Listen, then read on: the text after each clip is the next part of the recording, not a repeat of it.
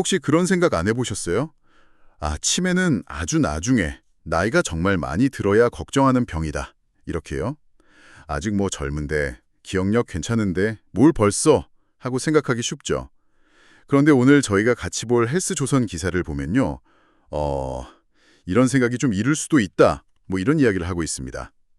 네, 그래서 오늘은 바로 이 이른 치매 예방, 이게 왜 중요한지 좀 깊이 파고들어 보려고 해요. 아직 뭐 뚜렷한 증상이 없을 때, 바로 지금이요.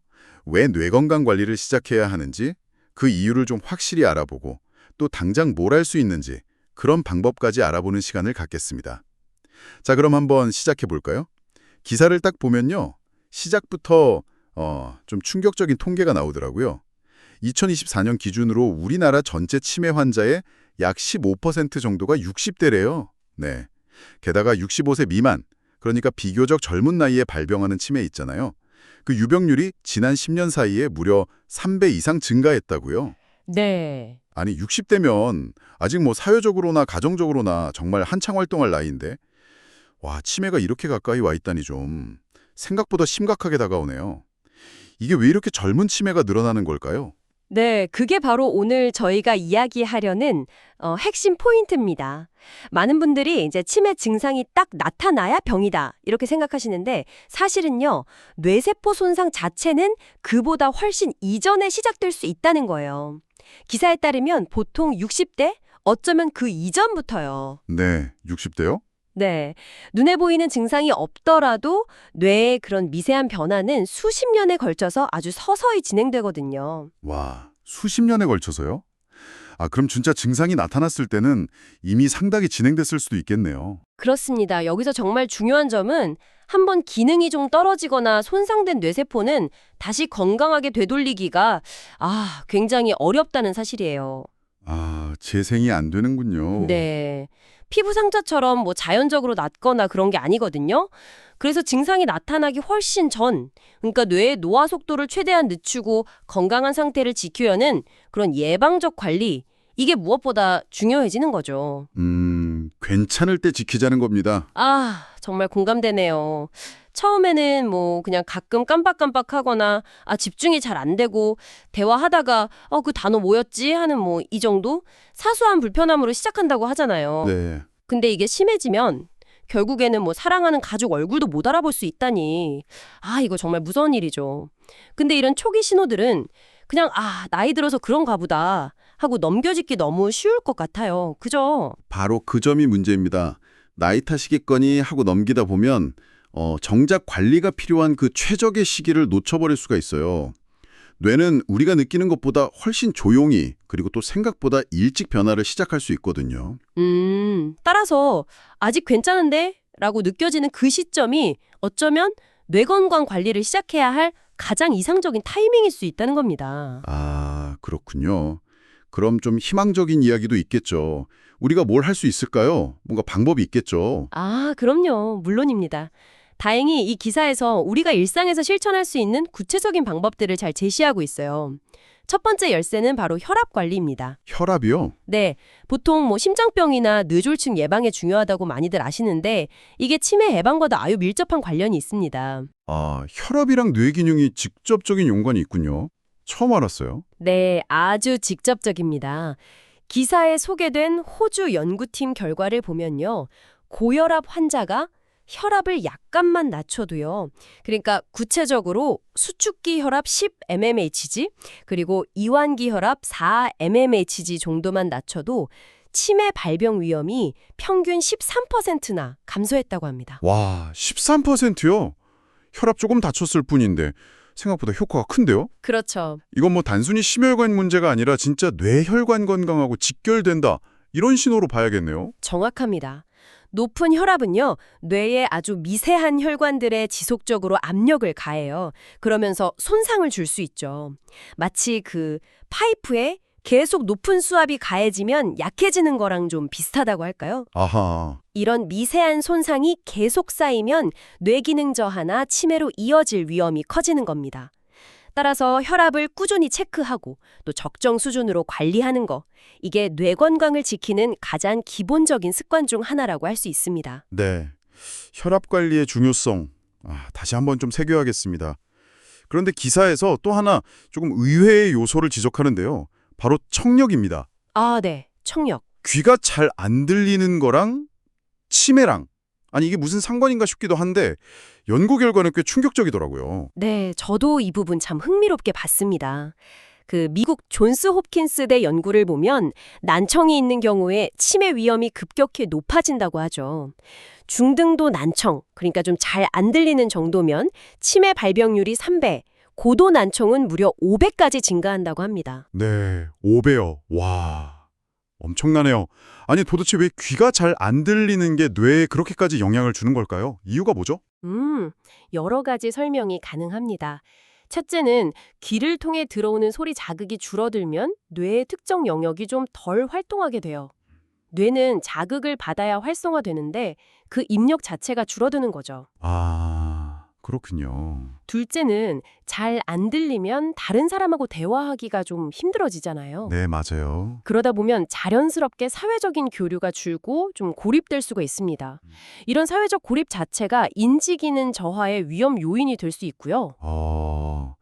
듣고 보니 그렇네요. 확실히 사람들과 어울리는 게 뇌에 좋은 자극이 될 테니까요. 그렇죠. 그리고 마지막으로 잘 안 들리는 소리를 이해하려고 계속 애쓰는 그 과정 자체가 뇌에 상당한 부담, 이걸 이제 인지 부하, 코그니티브 로드라고 하는데 이걸 줄 수가 있어요. 인지 부하요? 네, 다른 데 써야 할 뇌의 에너지를 소리 듣는데 너무 많이 쓰게 되는 거죠. 이런 좀 복합적인 요인들이 작용해서 난청이 치매 위험을 높이는 걸로 추정됩니다. 단순히 소리를 못 듣는 문제가 아니라 뇌 활동 저하에 사회적 고립, 인지 부하 증가까지 이게 다 연결되는 거군요. 그럼 해결책은요? 기사에서는 의외로 간단하다고 하던데요. 네, 가장 직접적인 해결책은 일단 청력 검사를 통해서 난청이 확인되면 필요할 경우에 보청기 착용을 고려하는 겁니다. 보청기요? 네, 물론 보청기 착용이 모든 문제를 해결하는 만병통치약은 아니겠지만 적어도 외부 소리 자극을 늘리고 의사소통을 좀 더 원활하게 함으로써 앞서 말씀드린 그런 위험 요인들을 상당히 줄여줄 수는 있습니다. 그래서 청력 관리, 이거 절대 소홀히 해서는 안 될 부분입니다. 네. 혈압이랑 청력, 정말 중요한 포인트네요. 자, 그리고 또 빼놓을 수 없는 것, 바로 운동이죠. 운동, 네. 이건 건강 이야기할 때 정말 단골 손님인데 치매 예방 효과가 생각보다 훨씬 강력하더라고요. 여기 정말 주목할 만한 결과가 있어요? 네, 운동의 뇌 건강 효과는 다양한 연구를 통해서 이미 입증되고 있습니다. 기사에서 언급된 것처럼요, 일주일에 5번, 한 번에 30분 이상, 그리고 숨이 좀 차고 심장이 약간 두근거리는 정도의 중등도 강도 운동을 꾸준히 하면 치매 발생 위험을 무려 40%나 감소시킨다는 연구 결과가 있습니다. 40% 감소요? 와, 이건 정말 놀라운 수치인데요. 운동이 어떻게 뇌에 이런 영향을 미치는 건가요? 구체적으로요? 운동은 여러 경로를 통해서 뇌 건강에 좋은 영향을 줍니다. 우선 심박수가 올라가면서 뇌로 가는 혈액순환이 개선돼요. 혈액순환? 네, 신선한 산소하고 영양분이 뇌에 더 잘 공급되는 거죠. 또 운동은 몸 전체의 염증 수치를 낮추는 효과가 있는데요. 만성염증은 뇌의 노화를 촉진하는 요인 중 하나로 알려져 있거든요. 염증 감소 효과도 있군요. 네. 그리고 특히 중요한 게 운동이 뇌 유래 신경성장 인자, BDNF 같은 거요. 이런 신경세포의 성장과 생존을 돕는 물질의 분비를 촉진한다는 점입니다. BDNF요? 네, 마치 뇌에 영양제를 주는 것과 같은 효과라고 할 수 있죠. 그렇군요. 꼭 격렬한 운동일 필요는 없고요. 빠르게 걷기, 조깅, 자전거 타기, 수영, 뭐든 본인이 즐겁게 그리고 꾸준히 할 수 있는 유산소 운동을 찾는 게 핵심입니다. 중요한 건 정말 꾸준함이죠. 혈압, 청력, 운동, 정말 기본적인 생활 습관인데 이것들이 모여서 뇌 건강을 지키는 아주 강력한 방패가 될 수 있다는 거네요. 맞습니다. 자, 이제 운동만큼이나 중요한 연료 이야기로 넘어가 볼까요? 바로 식단입니다. 어떤 음식을 먹느냐가 뇌 기능에 큰 영향을 미친다고 하죠. 네, 맞습니다. 우리 몸이 그렇듯이 뇌도 우리가 먹는 음식으로부터 영양분을 얻어서 작동하니까요. 기사에서는 특히 지중해식 식단의 효과를 강조하고 있습니다. 이미 여러 연구를 통해서 심혈관 건강뿐만 아니라 인지 기능 유지에도 도움이 된다고 잘 알려진 식단이죠. 네, 지중해식 식단하면 보통 올리브 오일, 채소, 과일, 생선, 견과류, 통곡물 뭐 이런 것들이 떠오르는데요. 이걸 꾸준히 먹으면 뇌 기능 저하 속도를 늦추고 알츠하이머병 위험을 약 40%까지 감소시킨다고요. 와, 이것도 운동 효과만큼이나 강력한데요. 네, 그렇습니다. 지중해식 식단의 핵심은 가공식품이나 붉은 육류 섭취는 좀 줄이고요. 신선한 자연식 재료 위주로 섭취하는 데 있습니다. 이런 식단에는 항산화, 항염증 효과가 뛰어난 그런 파이토케미컬이나 비타민, 미네랄이 아주 풍부하거든요. 아, 항산화, 항염증 효과. 이게 구체적으로 뇌에 왜 좋은 건가요? 뇌세포는 대사 과정에서 활성산소 같은 일종의 찌꺼기를 만들어내는데요. 이게 너무 많이 쌓이면 세포를 손상시키고 염증을 유발할 수 있습니다. 이게 바로 노화나 퇴행성 질환의 한 원인으로 지목되기도 하고요. 네. 지중해식 식단에 풍부한 그런 항산화 성분은 이런 활성산소를 제거해주고 또 항염증 성분은 염증 반응을 줄여줘서 뇌세포를 보호하는 역할을 하는 거죠. 그리고 생선이나 견과류에 많은 오메가3 같은 건강한 지방 있잖아요. 네네. 이게 또 뇌세포막을 구성하는 아주 필수적인 요소이기도 하고요. 그러니까 한마디로 뇌를 위한 종합 영양 세트라고 할 수 있겠네요. 뇌를 위한 최상의 연료 공급 방식이다. 이렇게 볼 수 있겠군요. 자, 이런 생활 습관 개선과 함께 기사에서는 특정 영양 성분 하나를 더 언급하고 있습니다. 바로 포스파티딜세린 PS인데요.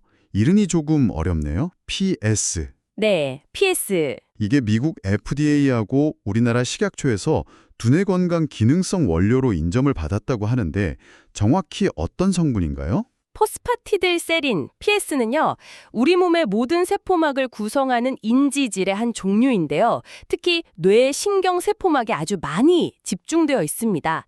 세포막이라는 게 단순히 세포를 둘러싸는 껍질이 아니라 세포 안팎으로 신호나 영양소가 드나드는 매우 중요한 통로 역할을 하거든요. 아, 통로 역할. 네. 그래서 신경세포 간의 원활한 신호 전달, 즉 뇌기능 수행에 아주 필수적이라고 할 수 있죠. 그런데 이 성분이 왜 중요하게 언급되는 건가요? 뭐 특별한 이유가 있나요? 안타깝게도 나이가 들면서 뇌 속에 있는 이 포스파티딜세린의 농도가 자연스럽게 좀 감소하는 경향이 있습니다. 마치 뭐랄까, 기계 부품이 오래되면 마모되듯이요. 줄어드는군요. 네, 이렇게 되면 신경세포막의 기능이 좀 떨어지고 결과적으로 기억력이나 집중력 같은 인지기능 저하로 이어질 수 있다. 뭐 이런 가설이 있습니다. 그래서 이 성분을 외부에서 좀 보충해주면 뇌세포의 기능 저하를 막고 신경 전달을 원활하게 유지하는 데 도움을 줄 수 있다. 이런 연구들이 나오고 있는 겁니다. 아하, 나이가 들면서 줄어드는 걸 보충해주는 그런 개념이군요. 혹시 뭐 관련된 연구 결과 같은 것도 있을까요? 네, 기사에도 소개된 연구가 하나 있는데요. 50세에서 90세 사이에 인지 기능 저하를 보이는 남녀를 대상으로 했어요. 매일 포스파티딜세린 30mg을 12주간 섭취하게 했더니 위약 그룹, 그러니까 가짜 약을 먹은 그룹에 비해서 학습 및 기억 능력, 또 이름, 얼굴, 연계, 인식 능력, 집중력 이런 다양한 인지기능 지표에서 유의미한 개선 효과가 나타났다고 보고되었습니다.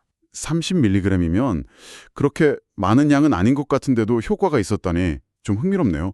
기사를 보니까 이 포스파티딜세린은 대두, 그러니까 콩이나 달걀, 노른자 같은 음식에도 들어있다고 하더군요. 네, 맞아요. 근데 만약에 영양제 형태로 고려한다면 기사에서는 뭐 원료 원산지나 넌-GMO, 그러니까 유전자 변형 없는 거요.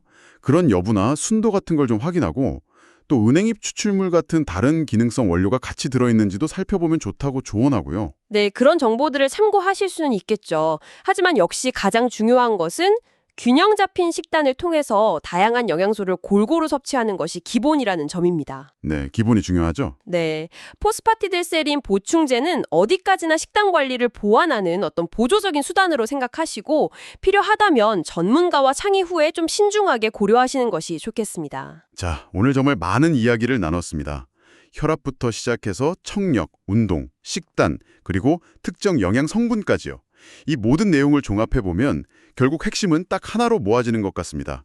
치매 예방은 더 이상 먼 미래의 일이 아니고 아직 괜찮다고 느껴지는 바로 지금부터 시작해야 한다. 이거죠. 그렇습니다. 오늘 저희가 살펴본 내용들이 어쩌면 특별하고 새로운 것이 아닐 수도 있어요. 혈압 관리, 청력 관리, 꾸준한 운동, 건강한 식단, 어떻게 보면 건강 관리의 아주 기본적인 원칙들이잖아요. 네, 맞아요. 하지만 이 기본적인 노력들이 뇌 건강, 특히 치매 예방에 얼마나 중요한 영향을 미치는지를 다시 한번 확인하는 그런 계기가 되었기를 바랍니다. 중요한 건 이 작은 습관들이 꾸준히 쌓였을 때 장기적으로 우리의 소중한 뇌를 지키는 정말 큰 힘이 된다는 사실입니다. 증상이 나타나기 전에 미리 관리하는 것, 이 예방의 관점이 핵심이라고 할 수 있겠습니다. 네. 오늘 우리는 뇌기능 저하를 막는 것, 즉 예방에 초점을 맞춰서 이야기를 나눴습니다.